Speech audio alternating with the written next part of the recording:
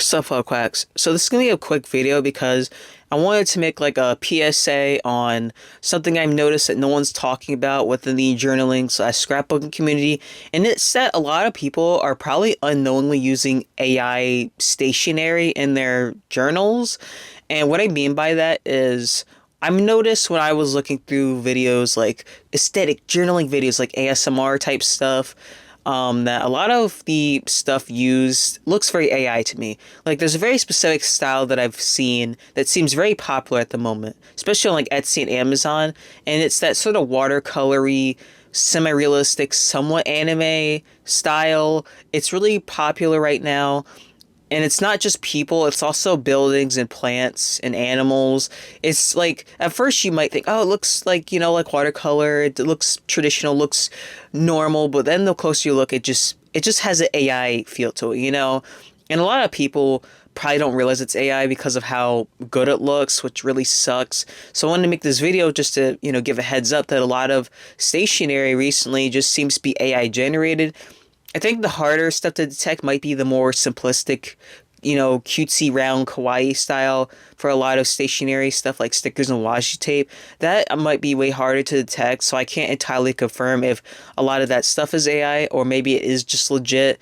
Again, it's really hard to tell because with that style, it's very easy to replicate. With the rise of all these AI products, you're probably like, oh no, have I accidentally bought one of these products? And in that case, if you have, try to return it, and if you've already used a lot of it, well then you can just throw it away. If you have like a few journal pages with the stuff you use, I wouldn't get rid of the pages, just make sure you don't use any of the other stuff you bought in the future. If you want to make sure that like a brand is safe, look at what all their products are like. If there's that consistent like watercolory style, or if it has a look to it where it's clearly trying to like chase off of a trend, like a lot of these stationery products really like to, have like pretty girls with like lattes, or they're obsessed with coffee shops. That seems to be like the big thing. It's always cafes, coffee, matcha lattes, boba tea, like all that stuff. That seems to be very popular. So like look for that sort of thing. And just look for like inconsistencies, because I will give my own example. A few months ago, I bought a sticker pack. It wasn't like that sort of watercolory look. It was actually an anime style.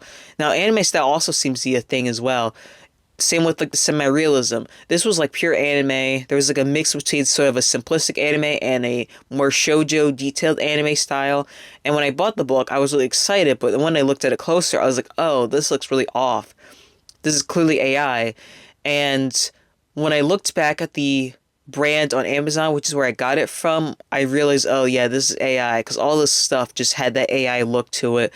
So I returned it. Thankfully, I got my money back and I bought a sketchbook with it. It's that tiny one that I showed off in one of my videos. And yeah, it really sucks that a lot of people seem to be kind of falling for it. I'm not blaming anyone for it necessarily, because again, it looks too good to really tell, but I can tell because I've caught on to it.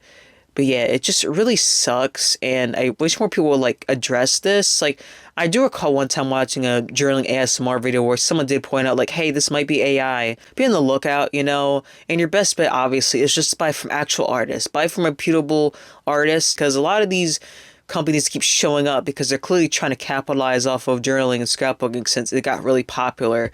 So I would just buy from actual artists.